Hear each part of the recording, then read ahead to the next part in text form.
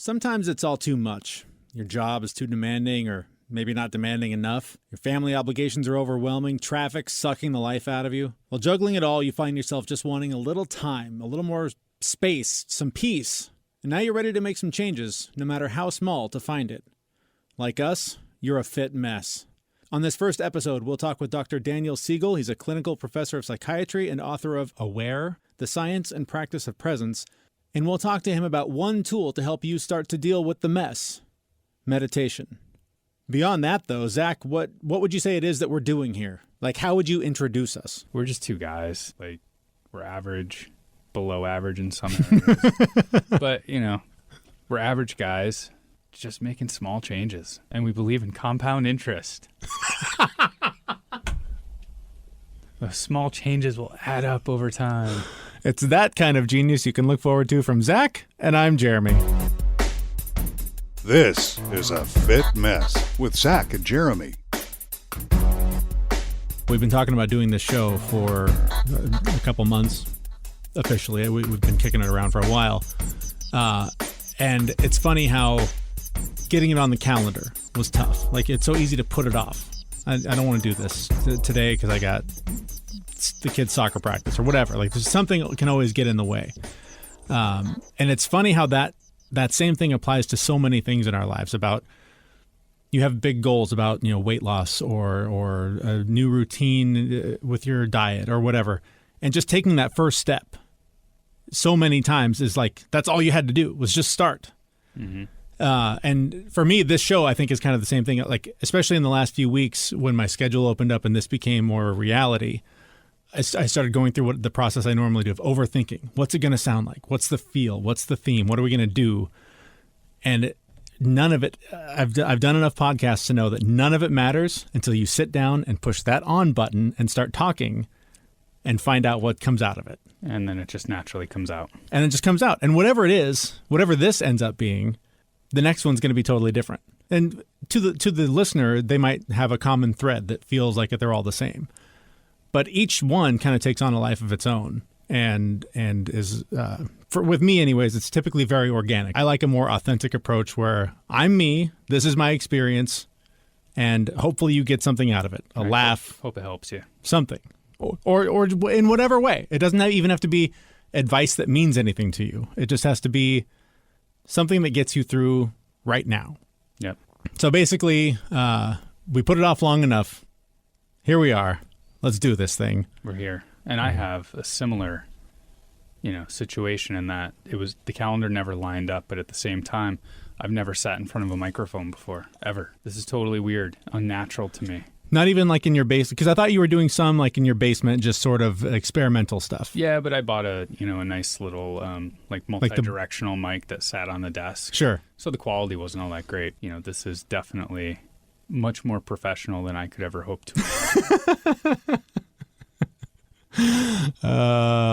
Yeah.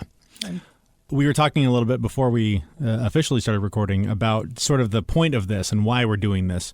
And I thought you had a really good answer. And I'm going to ask you to perfectly reenact what you said because it was brilliant. I can do that. Okay. Because I wrote it down. Oh, good. But I won't read it. Yeah, so the reason I want to do this is my entire life has been around helping people. Fortunately, I work in IT and technology, so, there's a help desk. People only come to me when they need help, which is makes me feel great at the end of the day. Took me a long time to realize that helping people just, it's not a job for me. It's just something that I feel good when I go home at the end of the day. And I've spent my entire life just kind of feeling broken, like something's wrong, something's not right. Other people are happier, other people are richer, other people have a better job, other people have, and I don't. And I could never quite figure out what it was. And I still can't put it into words. It's just something was always wrong. And so I, read hundreds of self-help books, and listening to podcasts and, going to lectures, I've done it all, and I've picked up some really great nuggets along the way, but I've spent my entire life looking for an answer to something that I don't even know what the question is. I couldn't even really phrase it. And while I've kind of figured out my life to a certain extent, and I've learned how to accept myself, I've picked up all this knowledge of things that doesn't necessarily work for me, but could work for a lot of other people as well. But the key point was I was looking out when in reality, the answer was always right behind my eyeballs. It was never in front of my eyes. It was always behind them. Yeah. I just had to learn how to turn around and look inside and be okay with that. How much of that is still a struggle? Like, despite all the reading and all the work you've done in the last couple of years, is it still a daily? It's still grind? daily. It's, we talk about the name of the show, The Fit Mess. The reason I like that name is because it's all a mess. In my head, everything is a mess, and I've spent years trying to clean it up and organize it. And every time I organize it, I'm just like my house. Every time I organize it, 2 days later, I turn around and it's disgusting. Thank God I'm not the only one. That drives me insane. Like, we will go through, the marathon all day, clean everything. Like, we've even gone to the extent of like having someone else have the kids so that we can focus on just clean everything. Yeah. And at the end of the day, like, you get the kids, and within like a half an hour, your entire day's work is undone. Like, there's a juice box and the toys and the clothes and laundry. It never ends. You need kids for that? Is that just you? It's just me and my wife walking through the house. Things end up all over the place. But even just, cleaning up the house, right? Marie Kondo has a book on, I think it's called The Art of Tidying Up. It's a book about tidying up the house. Right. I spent time actually reading that, thinking that my problem was my physical mess that's going on in the house. I mean, we have parties at our house, and we invite people over just to force ourselves to clean the house. That's the whole reason that we invite people over. We don't want their company. And it's so interesting that you bring that up. I was just talking, again, I go to therapy. It's a thing. We all do. But I was talking to my therapist about how it can be so frustrating to be fully aware that I need to exercise more, I need to eat better, need to sleep better, need to meditate once or twice a day. Like, I need to do all these things. But until my back is against the wall, or until there's some force requiring me to do it right now, I won't do it.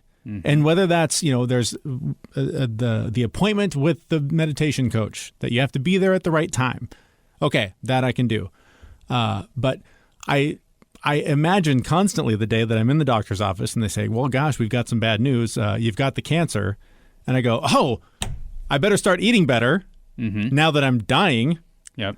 But I could do that right now. And I will go home and I will look in the refrigerator. And, we purposely don't have a lot of bad choices because I will succumb to them immediately. But it's amazing how I can't just shift my mindset to that, you are dying. Every day you're dying. So why not try and extend this as long as possible so that you don't have to play catch up at the end? Yep. But I can't do it. Yeah. Or I should say I haven't been able to do it yet. That's funny because in discussions with my therapist, there have been a lot of moments where I've just been like, I know what I need to do. Why don't I just do it? Yeah. And it was interesting. The answer that we came to a conclusion to kind of finish up the fit mess, right? I've learned how to, inside my head is a mess. Everything's a mess. What I needed to realize is that I have to live with that mess and I have to figure out a way to manage the mess, not clean it, but manage it. If you've got stuff all over the floor and you need to go to the bathroom, you need to have a path to get to the bathroom. Right. You don't have to clean the room. You just have to get to the bathroom. Yeah. So we were talking about it, and we came to the conclusion that, like, I know I need to do these things. And she said, you're comfortable. Well, that, normal. Interesting. Going into a therapist normally is, you're uncomfortable, but she was like, you're not doing these things because you're comfortable. The pain of changing out of your comfort, or the pain you're going to go through to make these changes, is so much greater than your comfort level right now. That's so interesting. And I hadn't really realized it because I've spent my entire life going for the next promotion, just leveling up. And, whatever I did yesterday, I have to do better today. And nonstop, go, go, go, go. And in the last 2 years, I've really I've looked inwards and I've really kind of calmed down, and we came to the conclusion that I've gotten comfortable. Okay. And I need to push back on you. I need to push back on you a little bit on this, because you've calmed down, you've slowed down in the last couple of years. Can we list the things you've accomplished this year? There's not that much. Let's go through the list. All right. So this year, I started an MBA program about 2 years ago, but that finished this year in June. I also started a 200-hour yoga teacher training program that was 6 months long. That also finished in June. How long had you been doing yoga before getting into that program? About 1.5 years. Okay. So not very long. Okay. Which was really intimidating. If, speaking as a guy who's not very experienced in yoga, if right. you'd like to go do something that's really uncomfortable and scary, go do the 200-hour yoga teacher training, because, that was probably one of the hardest things I've ever done from a comfort level. Right. Let's see. Last night, I just got installed as the president of my daughter's PTO at a school that has a gigantic, most schools' PTOs and PTAs are relatively small. We have an employee as part of the organization. Oh my God! And it's a much bigger budget than any other PTA I've seen. So that happened last night. Gee, what else is there? Oh, I'm certified to teach Insanity Live. If you don't know what Insanity is, go look it up. It's the best workout in the world ever. I've done it a few times. It's insane. I don't remember. What else have I done? You know what I've done this year? Nothing. I've done nothing. That's what I've done this year. I've done nothing. That's a ton of things. Any one of those, finishing an MBA alone, just going to school and working full time while you're a dad and just trying to live that life. That is an insane amount of things for someone to do. And you also, you've been doing, so you said in the last couple of years you've slowed down, but your workout routine has gotten crazy. It has. Your diet is dialed in. Right now it's a little off, but you've lost a significant amount of weight, kind of not necessarily intentionally, but that was sort of the after effect of. It was a bonus. Yeah. I mean it when I say a lot of the changes I've made have been because of your action. A lot of people can talk about this stuff, and that's, ironically, that's what we're doing here, is talking about all this. But what you've done, what you physically have done, is inspiring, and it's sometimes frustrating to see and go, God, what's wrong with me? What's wrong with my lazy ass? Why can't I do some of these things? Why can't I, go work out every day? Why can't I stick to a diet? And not even that it's a diet, but that's beside the point. But so I guess point A, you should be very proud of yourself because you've done a lot of things. But point B, it is inspiring. Like I said, there are a lot of people that can talk and tell you this is what you should do and this is what you should not do. And here's step 1, 2, and 3. And I just don't believe that's true, generally speaking, for everyone. There's not an A, B, and C step to living a more productive life, a happier life, a more centered life. There are things you can do that might provide some relief, that might provide some guidance to get to the life you think you should be living. Ultimately, the struggle, the mess, points back to, and I struggle with this all the time, is that you really are perfect where you're at. Because if you weren't, you wouldn't be there. I don't believe everything happens for a reason, but I believe everything happens the way it does because it's supposed to, because otherwise it wouldn't happen that way. Yep. But you hit it right. You're perfect where you are right now. Right. Right. It's now. It's not you in 10 minutes. It's not you 10 minutes ago. Mm-hmm. It's you right now. You're perfect now. What you're going to be a year from now, 10 years from now, 20 years from now, it doesn't matter. You are perfect. And you can have goals and aspirations and things that you want to do better and improve in your life, but you're okay. Yeah. Right where you are. Yep. And being comfortable with who I am has allowed me to do all this stuff. What's that like? I don't know. I'm not quite there yet. Still working on it? She just told me on Tuesday. So, nice. And I'm not comfortable with myself. I never will be. Yeah. I don't think I ever will be. I just read a great article on imposter syndrome. Oh, yeah. It's just, you fake it till you, it's not even that you fake it till you make it. It's you just fake it But see, I even am starting to question that, and it's funny, that's exactly the word I talked about when I was talking about doing this show and feeling like I was going to be an imposter. But I don't believe it's faking it. I believe it's doing your best.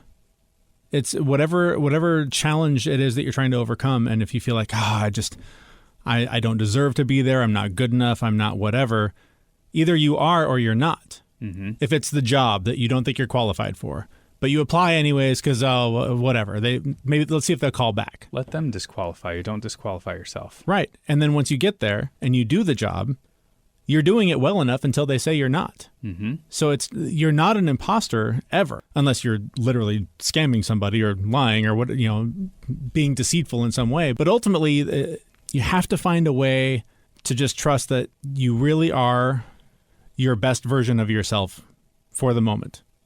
Yep. And if you lose that job because you weren't good enough, it's just because there's another opportunity that you're supposed to be pursuing. There's another thing you're supposed to be doing. It's not that you failed. It's just not the right thing. Yeah. That information really isn't going to help in the moment. No. But later on, you'll remember. Once that next thing happens, yeah, typically, it's a good thing. Most of the time. So a lot of the things that we're talking about in terms of finding a way to look inside and become comfortable with yourself and all those things, for me, getting even to the relatively healthy place I'm at now, it all began really with meditation. And again, thank you to my therapist.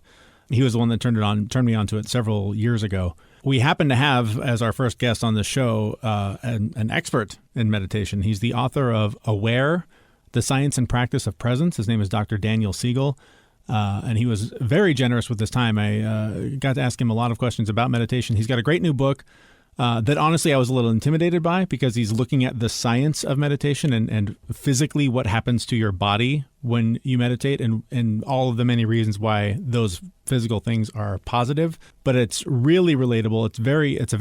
It is very understandable. He makes it very clear what happens to your body and why it's a good thing. So anyways, I had a chance to talk to him about his book, again, Aware, The Science and Practice of Presence. And here's what he had to say. If it's okay, I want to just start really on a really basic and very simple level, talking about meditation. And let's just start with kind of your concept of what it means to meditate. Sure. Well, the word meditation simply means training the mind. So it's an exercise of your mind. So just like you might go for a walk to strengthen your leg muscles, or maybe you have some weights, or you go to the gym and you use weights to bend your muscles, bend your arms back and forth, you're exercising your muscles. Meditation only means exercising the mind to strengthen it. What are the benefits? Why should people meditate? It's a great question. What are the benefits of taking time to strengthen your mind? And here is what research shows for ways of strengthening attention, called focused attention, ways of strengthening awareness, called opening awareness, and ways of strengthening intention, called cultivating kind intention. So basically, when you look at the studies of those three kinds of, let's call them pillars of mind training, here's what research shows. Number one, in terms of the brain, your brain will become more integrated, meaning the different areas will become linked to each other so the brain can be more resilient and nimble in its functioning. So that's the first thing, brain functioning. The next set of things are all molecules inside the body that help the body become more healthy. So there are 5 of them. Let's name them all. Number one, stress is reduced so that the stress hormone cortisol will be lowered. Number 2, your heart system, the cardiovascular system, is actually going to be improved because what you're going to do is lower cholesterol, lower blood pressure, and you're going to make the heart communicate more effectively with the brain. And that actually allows the heart to function better. So that's number 2. Cardiovascular stuff is better. Number 3, your immune system will function in a more robust way, so you can fight illnesses, infectious illnesses, in a better way. Number 4, this is incredible. If you didn't see the research, you'd say, wow, this is not possible. But it's not only possible, it's been proven to be true. It's published in the most rigorous of of scientific journals, that when you do these 3-pillar mind training practices, what you're doing is you're going to reduce inflammation in the body. And how does that happen? You're actually changing molecules that sit on top of genes, so they're called epi for on top of epigenetic regulators that help you modify how the gene that controls inflammation acts so it reduces inflammation in the body.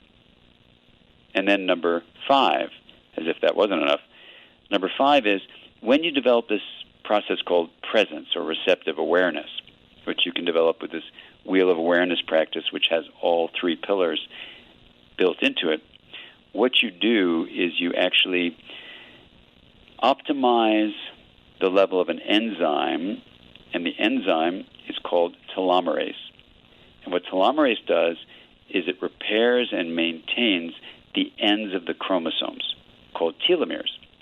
So Elizabeth Blackburn won the Nobel Prize for discovering this system, and Elizabeth Blackburn and Alyssa Epple wrote a beautiful book called The Telomere Effect. And when I was finishing up the manuscript for AWARE, the Science of Practice of Presence, I sent it to the scientists who had done the original research, and one of them was Alyssa Epple. And Dr. Epple wrote back, she said, Dan, this book is great, it's all accurate, but you left something out. Did it go to the printer yet? So I wrote her back, no, it's going to the printer in 2 days. Oh, my God, what did I leave out? She said, everything's fine, but you left out one thing. I said, what's the one thing? She said, you need to say that it slows the aging process. So I said, how can I say that? She goes, because we showed it was true.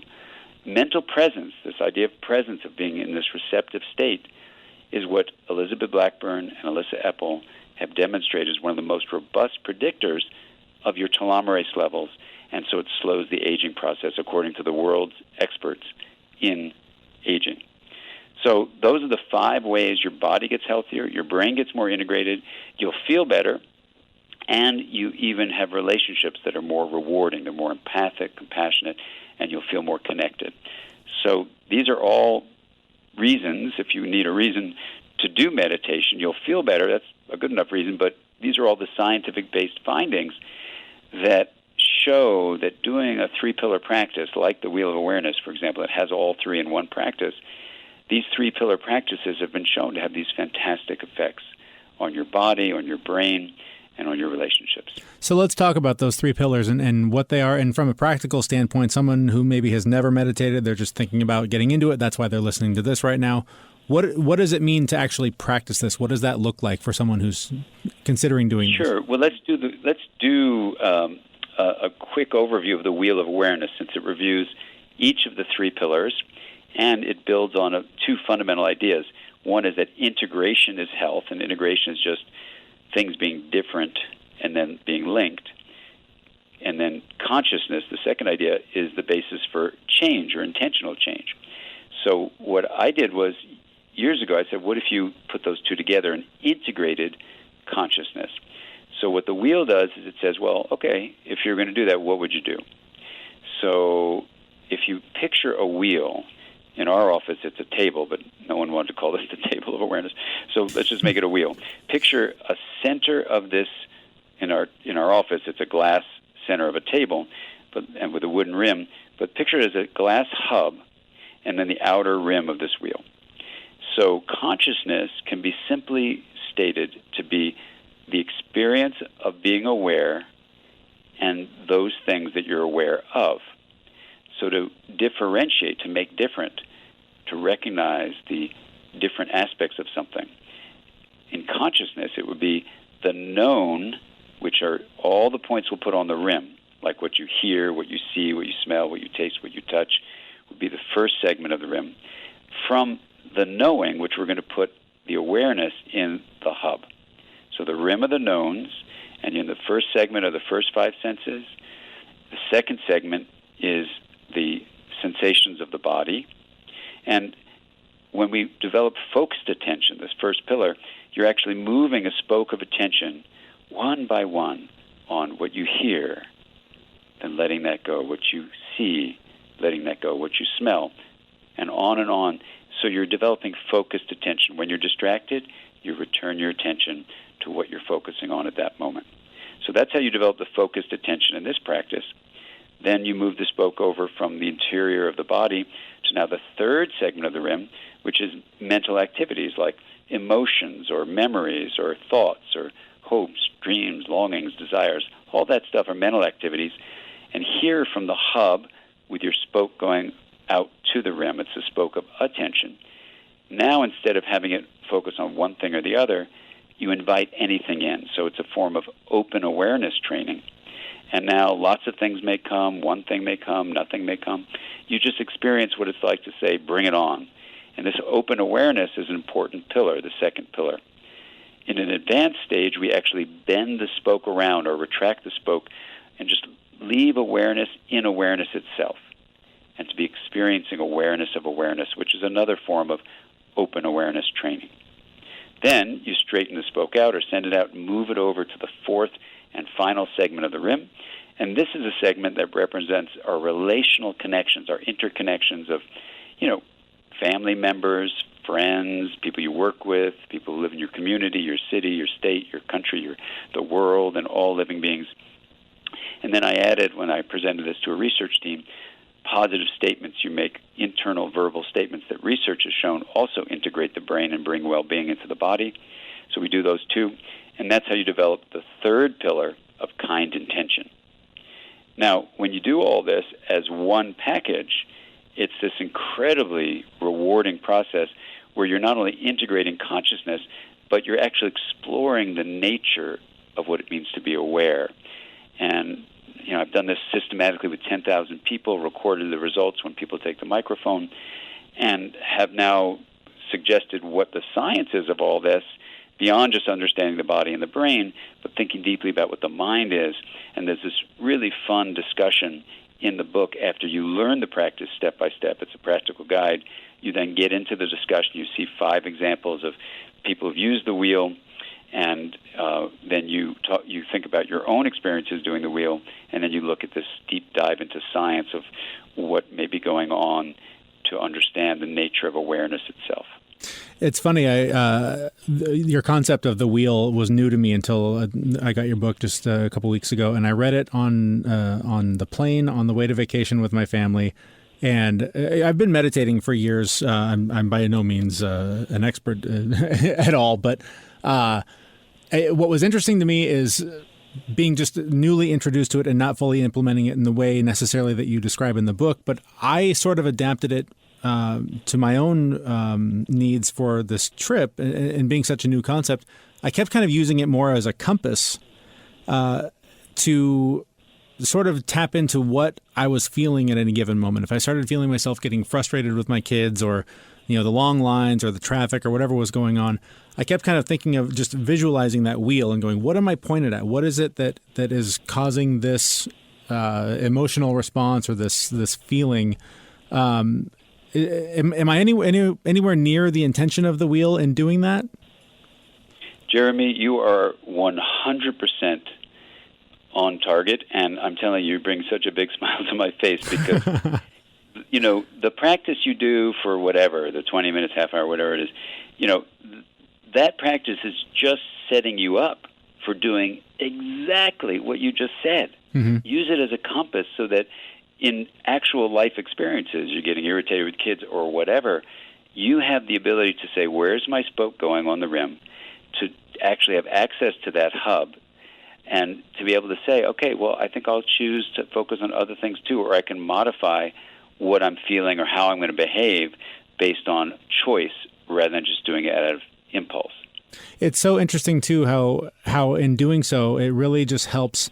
And I've felt this over the years, that when you can just identify the feeling or the source of whatever the issue is that you're having, from physical pain to emotional to whatever, just acknowledging it can make so much of it so much less of an issue to deal with. Just by acknowledging that it's a thing, it seems to almost evaporate.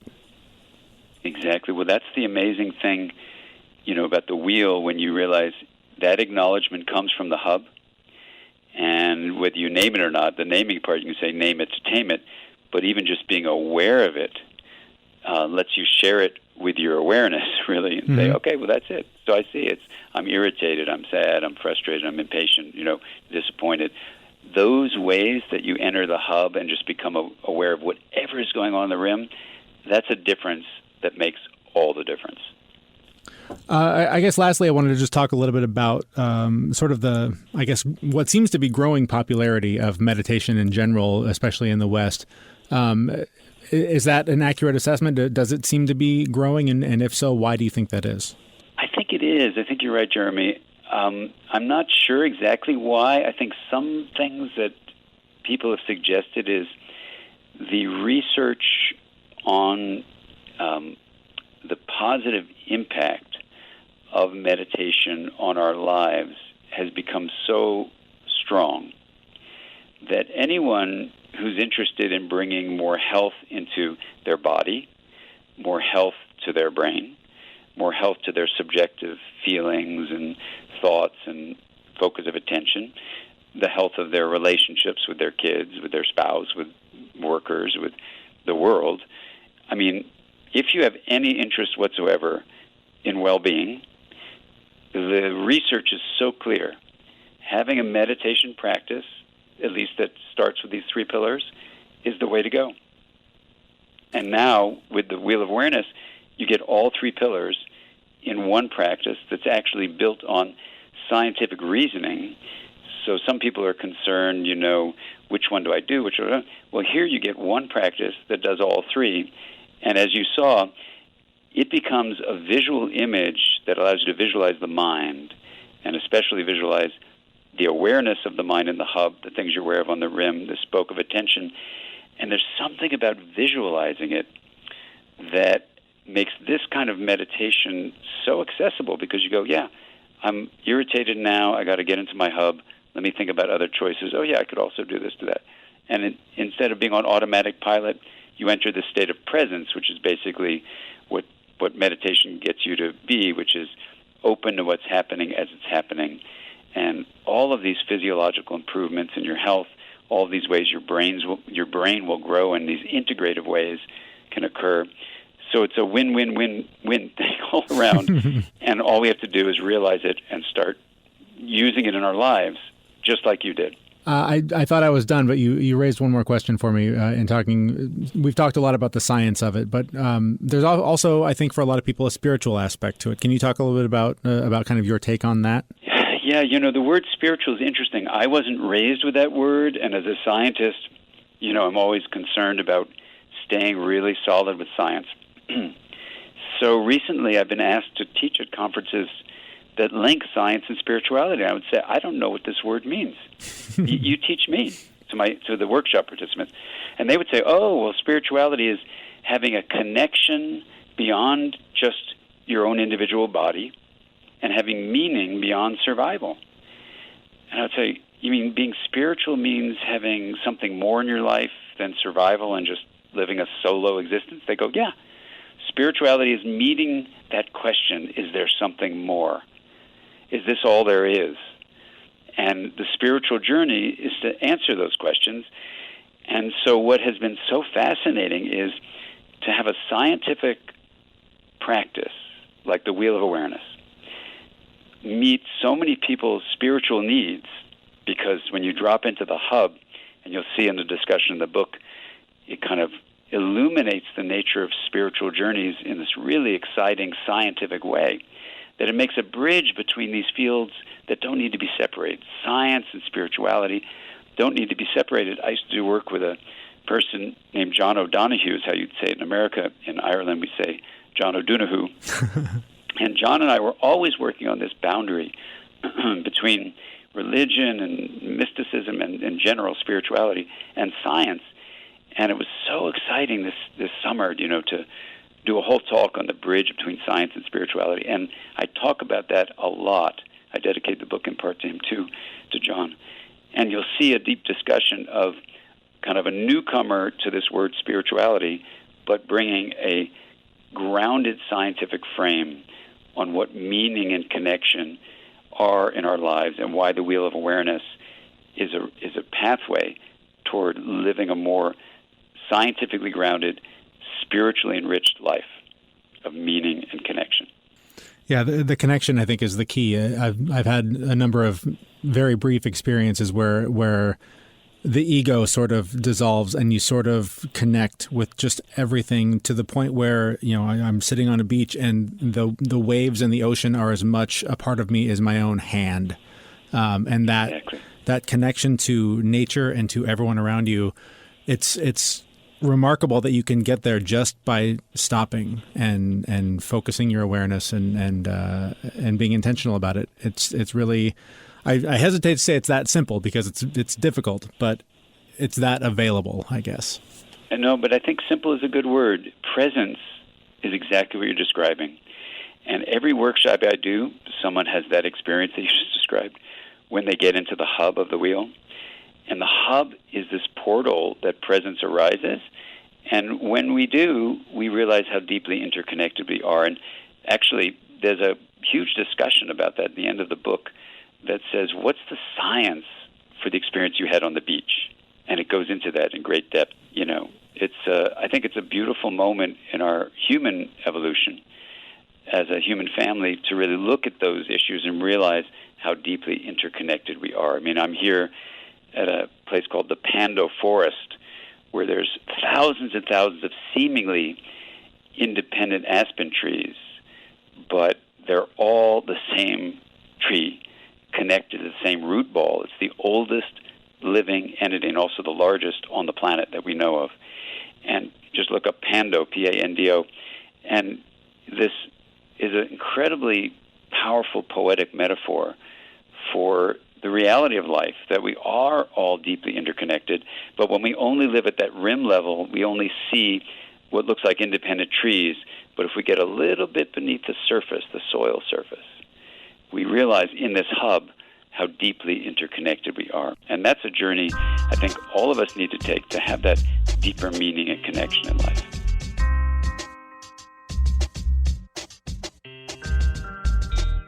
Step back.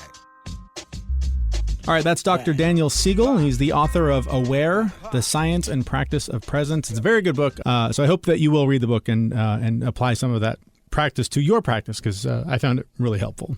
Yeah, and as part of the interview, I thought it was great how you incorporated a real life experience and how meditation helped you. Mm-hmm. Because I don't meditate as much as I should be meditating. Mm-hmm. I know how important it is, but the act of sitting down and meditating is not the goal, in my opinion. The goal is you had a real life situation, and all of the time that you've spent practicing meditation, that came into play. Yep. And your frustration level with the kids didn't go as high as it normally would. Mm-hmm. You're able to deal with a situation better than you normally would have. It's, people think about meditation and just sitting there with your eyes closed and, oming or mm-hmm. being really uncomfortable. Mm-hmm. And while that is the preparation for it, it's that translates into your life. That's the part of meditation that you want. That's the training for the marathon, is what that is. And for me personally, whenever I sit down to meditate, I immediately sit down and I say, I can't meditate. I didn't do it. I can't do this. It's too hard. Mm-hmm. But it's a muscle. You have to build the muscle, which means you have to sit down, you have to practice, and you'll get better. Mm-hmm. It'll take a little bit of time, but then eventually you'll get to a situation like you had where you were in real life, mm-hmm. and all of that practice, that muscle activated and mm-hmm. was able to help you in real life. Yeah. And this is one of those things that you really can't explain it to somebody until they experience it. Yeah. But you have to practice. It's just like you can't walk into a gym after never working out and expect to bench 300 pounds. Yeah. You're not going to do it. Yeah. You need to sit down and, just bench the bar or just bench air. Right. Start somewhere. In my case, bench air. Oh, please. It's, when you're thinking about meditation, it's and people get frustrated with it, and myself included. Every time I sit down to meditate, within 30 seconds, I'm like, why can't I keep myself focused? And it took me a long time to figure out that is the perfect opportunity to practice, is when you get distracted. Yep. Because the whole point of meditation is bringing yourself back to center. So every time you get distracted, yay, woohoo! Right. I get to bring myself back. I get to practice. I get so to, yeah. Rather than getting angry about, I can't meditate, I can't focus. No, you get to practice more. And, but it takes time to build that muscle and get it incorporated into your life. And, I personally, I think all the time, you meditate so much more than I do. And I'm always like, got you fooled. Why can't I meditate as much as Jeremy does? Well, you're able to apply it to real life. I think that is something that I've gotten. That is one thing I feel like I've gotten good at, and my therapist gives me a lot of credit for this. And a lot of times, especially early on when the kids were a little bit younger, he always said that being a parent is your practice, because you have to be in that moment when your kid is crying. You can't worry about the dinner on the stove or the project you got to get done for work. You've got to deal with that moment right now. When your kid is trying to get your attention, it's an opportunity to get in the moment and not try and do all the things you're trying to do. And I think for a while I did a better job of practicing on a regular basis. I went to it was a temple, but it wasn't a religious meditation practice, but I went on a regular basis. And just that practice, it's amazing how when you do the work, when you do practice, how quickly it can get easier. There are times now when I'll go to meditate and almost instantly I can be in sort of a place of Zen. It might be for half a second. It might be for 10 seconds. But to be able to get there at all is really difficult and takes a lot of work. But it's also really amazing. I think I mentioned to Dr. Siegel about the experience on the beach where you can feel the ocean. In my experience, where I was, I could feel the ocean as though it was a part of my body. It was as much a part of me as my hand, and it was for a split second. But it's just an incredible feeling to feel connected to everything for just that moment. And that's not even the point. That's not the point of it. That's kind of almost like a reward for the practice. A little bonus. Yeah, because it is more when work is stressful to be able to just stop and go, okay, what do I need to focus on right now? Like I can't fix all this. Where do I start? Yeah. And just being able to get back to a place of center and going, okay, just take the first step. You don't have to climb the whole mountain. Just take the first step. And that's sort of the point, I think, for me, anyways. Yeah, I really liked the question about spirituality that you posed to him too. Yeah, I thought that was a pretty smart question. He and he answered it well too. He did. Here's the thing with religion. In a lot of ways, I think meditation and prayer are very much the same thing. I think ultimately it's all kind of the same. We all just apply a different head on the dragon, whether it's Jesus or Buddha or science, whatever your thing is. Whatever story you have to wrap around it. Yeah, but ultimately we're all just trying to make sense of all of this, and whatever it takes to get you through the day, as long as it doesn't hurt somebody else or take away their happiness or their ability to live their life the way they want to, then go for it, man. Like, I don't know. I ain't no expert or nothing, but it just seems like that's kind of what we're all here doing is faking our way through it and trying to make it the most comfortable we can. Yeah, and it's not going to be perfect. I think, all the books I read, all the podcasts I listen to, all the experts, it's all, nobody really ever talks about the difficulty of it. There's, the moments, you're going to have a moment of Zen. Great. Can't wait. Yeah. What do I got to do? Might take you 25 years of uncomfortable sitting and struggle and frustration and yelling at yourself. But nobody ever talks about the struggle to get there. Yeah. And it's tough. It's not easy. It's like we talked about at the beginning. You have to get uncomfortable in order to grow. You have to get uncomfortable. And for me, that's meditation. Very, very uncomfortable. I started doing yoga and realized I think I'm meditating. Yeah, it's the same thing. Like, I think I'm meditating. In some ways, I would imagine, because I know you well enough, I think yoga is probably easier because there is a more physical element to it. So there's something to focus on more than kind of focusing on like your breath. But like holding a pose is a little bit more. And specifically, holding a plank pose longer than the lady next to me, Right. right? Because I don't want to look like a weakling. But you're not competitive. No, not at all. Not at all. Not one bit. Well, that's probably as good a place as any to wrap this one up. Yeah, I think so. We've covered it. We told you it's going to suck, but it gets better. Yeah. But that's ultimately that's the thing is that the mess, the struggle, the chaos, the difficulty. That's what life is, with little blips of relief, and wherever you can find those blips, appreciate them, I guess, and be happy with where you are. And man, that's hard. It's just not even be happy where you are. I think I misspoke. Yeah, just be okay. What was the word your therapist said? Be comfortable. You're comfortable. Find a way to be comfortable. You're comfortable. A little trick that I use, and maybe we can leave it with this. I heard somewhere that there's some great meditation expert. I can't remember who it was, but they used the question, "How are you doing?" as a place to constantly check in. Whenever someone would ask them, "How are you doing?" they would always answer, "I'm okay." And it was a very intentional answer because they would take a second to just evaluate, no matter how bad things were, they were okay with it because they were able to just keep going, right. to keep fighting the mess or the struggle or whatever. So I've sort of adopted that for myself. So whenever I'm at work and someone's, "Hey, how's it going?" I take it's just a beat, but then you just go, "I'm okay." Because it's just a little reminder to yourself that could be a lot worse. That's a good way of thinking about it. That's so much better than my response, which is typically, "I can't complain. No one listens." Much like this show. All right. Well, if you did hear this, lucky you. You found it. But thank you for listening.